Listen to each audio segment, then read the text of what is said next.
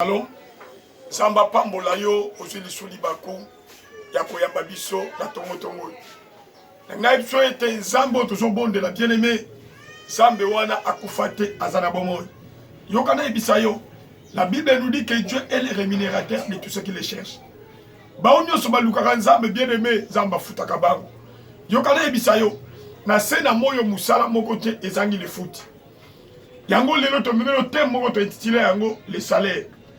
Or, quand nous parlons du salaire, tozomona le foot ya musala nyoso mutu asali. Na ebite na tongo musala ni yosalaka. Musala ni yosalaka. Yeba ete mutu asalaka musala bien aimé. Mutu wana afutamaka. Makomi na Nzambe lobi ete Zamba pambolaka musala ya maboko na biso. C'est-à-dire musala nyoso yosala mwana Nzambe. Yeba ete Nzamba futaka. Yango thème na biso atongo to intitulé yango les salaires. Nazo peso verset biblique. Nazo peso verset biblique. Namukana na Romains chapitre 6. Romains chapitre 6.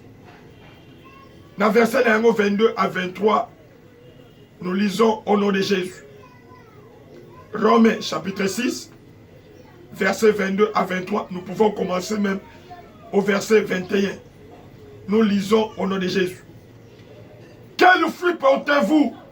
Alors, des fruits dont vous avez honte aujourd'hui, car leur fin, c'est la mort. Mais maintenant que vous avez été libérés du péché et que vous êtes devenus esclaves de Dieu, vous avez pour fruit la progression dans la sainteté et pour fin la vie éternelle. En effet, le salaire du péché, c'est la mort, mais le don gratuit de Dieu, c'est la vie éternelle en Jésus-Christ, notre Seigneur. Amen. Bien aimé, ici nous voyons l'apôtre Paul qui parle. Baromi bazali bato bayeba kinzambe. Mais bazali conseil la nzambe lokola nzambe ti. Mitema na bango ezalaki musika na nzambe. Yo kana ebisa yo. Oh apôtre Paul azolobela lisumu lokola musala. Yango tulubaki ete le travail nyoso to salaka ezalaka na salaire. Alobi ete le salaire du péché c'est la mort. C'est-à-dire bien menacé na moyo. Tant que vous menez vie à l'issoum, yeba ete eza na récompense. Oyebi nana ndeko muka mwasi ndeko wana asali vie ya kindumba na sena moyo. Alongoli ba zed anyokoli ba foye ya bato. Mais mukolo moko bien aimé ndeko ya bali. Luka mwana zate azotuna alobi me nasali Nzambe ni. Yongele so bien aimé Nzambe afutaka. Dieu est l'alpha et l'oméga. Pendant que nous sommes dans cette amour, il faut vital. Et là, on dit ça. On dit que ça mon thème, ma bien aimé, Dieu paye. On dit que ça ma qualité, ma bien envers abat. Zamba foutak. Apôtre Paul a dit que le salaire du péché, c'est la mort.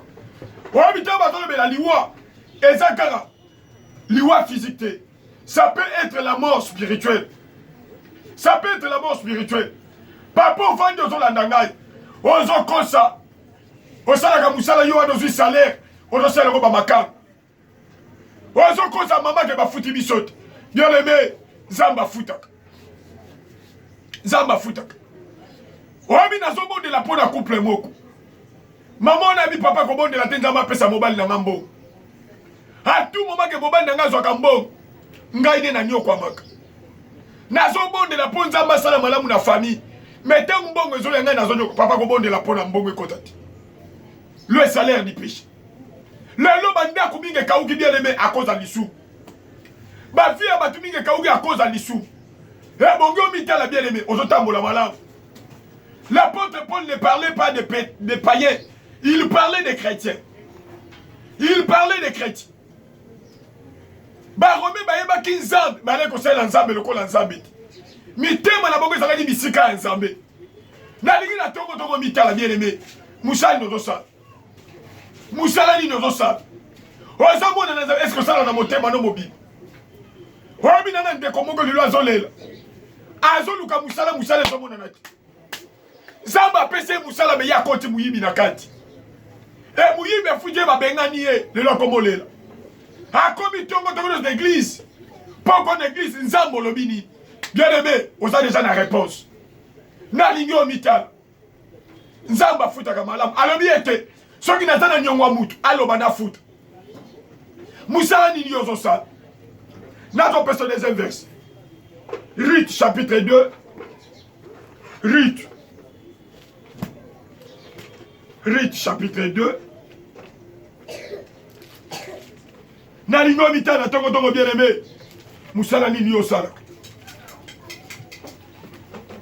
mukana na Ruth chapitre 2 Tazomuna de Ruth.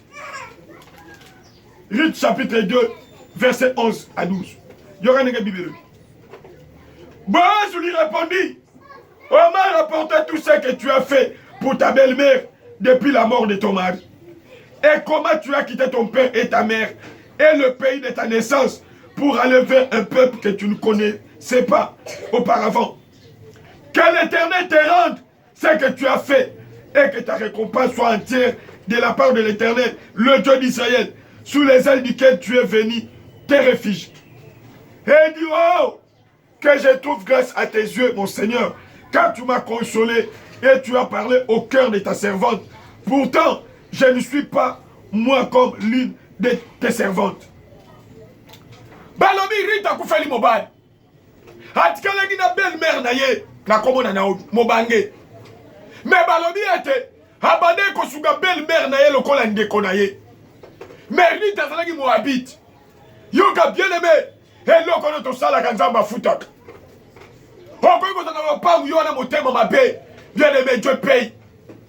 Okoyi kozana famille motema mabe, nzamba futaka. Okoyi kozana foyer, ozonyo kolabana mobali, nzamba futaka. Balobi Ruth, azwaki mama wana lokola mama na ye. Malgré mobali akufi, alobi non, je dois aider ma belle-mère. Akomisaki belle-mère de lokola mama na ye.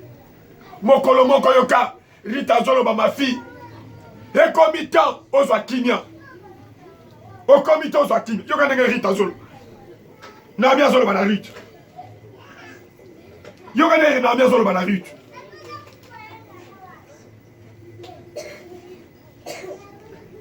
Naomi avait un parent de son mari. C'est un homme puissant et riche du clan d'Elimelech. Naomi a solo na Ruth zonge pa na bino. Mais Ruth a dit non, na kozonga te. Libota de koza libota na ngai. Bande kono ba koza bande kono ngai. Ruth akanga bina Naomi. Akanga bina Naomi. Oh ni kamba Ruth bien aimé. Et yokana bisayo. Batu bako futa de menzamba futa. Kosunga kaba tebe babazo tsologa bola. Nzamba futa. Tangu te nzambe kokina vino bien aimé, Dieu va te payer. Nzamba ko futa yo. Mosali na nzambe bonde la pona bandine. Sans arrière-pensée. Nzamba yebi nini akosala. Nzamba yebi nini akosala. Oh mi bien aimé, na bien ka témoignage mi colonios. To komi na confinement. Bakani l'église mbongo ezaki. Mais Dieu a utilisé une sœur, moi na mouké, pour sa soit en charge. Tant mieux se confirmer ça la maki. C'est moi dans sa soit en charge. Balobi, Boaz alobi na Ruth. Na yoki nyoso yo sali pour na belle-mère na yoki. Bien aimé, zamba futaka. Et bongo mital, et bongo mital. Et bongo mital. Sokotana Ruth chapitre 3 verset Yorane Bible. Sa belle-mère Naomi lui dit, ma fille, je voudrais assurer ton repos afin que tu sois heureuse. Alors bien comme il temps, et yo kota na bopé. C'est-à-dire tant yo sepe. Zamba no bagla biso ane ozane à repos. Bien aimé, et comme il temps yo kota na repos Moussa nous ça. Est-ce que mon thème doit être la malade? Mon thème doit être la malade.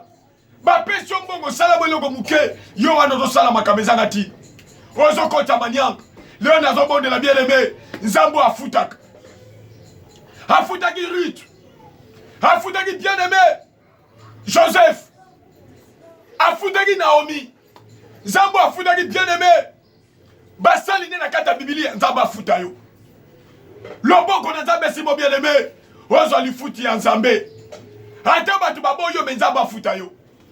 Ata libote boyo nzamba futa yo.